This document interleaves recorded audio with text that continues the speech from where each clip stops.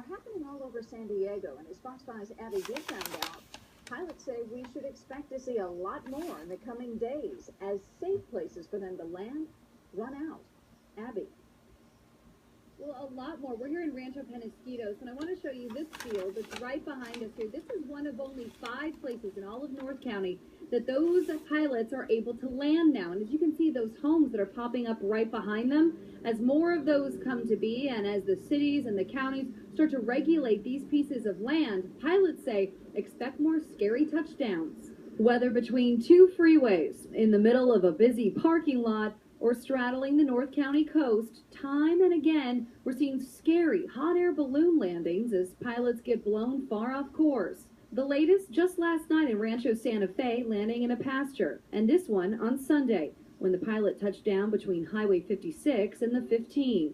In all these cases, no one's been hurt. It wasn't windy. It was just the winds took us in a direction that wasn't anticipated. Fortunate the winds took me towards the middle of a 8-acre field. On the phone there is this man, Phil Brandt. The winds were not what I would have liked direction-wise. Brandt's been a hot air balloon pilot for 21 years. We've covered 2 of his other close calls over the past year, one right in the middle of a street. Balloons don't always land where we expect them to, but when that happens, it doesn't mean necessarily anything's going wrong. What we as onlookers tend to call an emergency landing, Brandt says is just Mother Nature blowing them off course. There was nothing wrong with the equipment. There was nothing wrong with myself. There was no medical emergency. There was no emergency whatsoever. The problem, like all the other balloon pilots in the area, Brandt is running out of landing zones.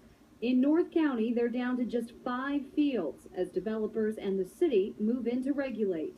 Those numbers are decreasing on a weekly basis, getting fewer and fewer places that we consider normal. The FAA is the organization that regulates these companies, and in a statement today, they told us that they conduct both random and announced surveillance of the companies, but unlike helicopters or airplanes, balloons don't have engines and are far more at the mercy of Mother Nature. You always have a backup plan, and the backup plan, first and foremost, is safety. And the safest plan may just be coming to a neighborhood near you.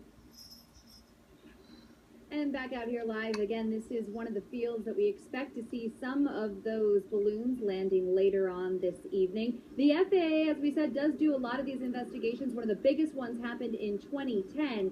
That one for a company called Pandemonium, which, by the way, still has an active work website.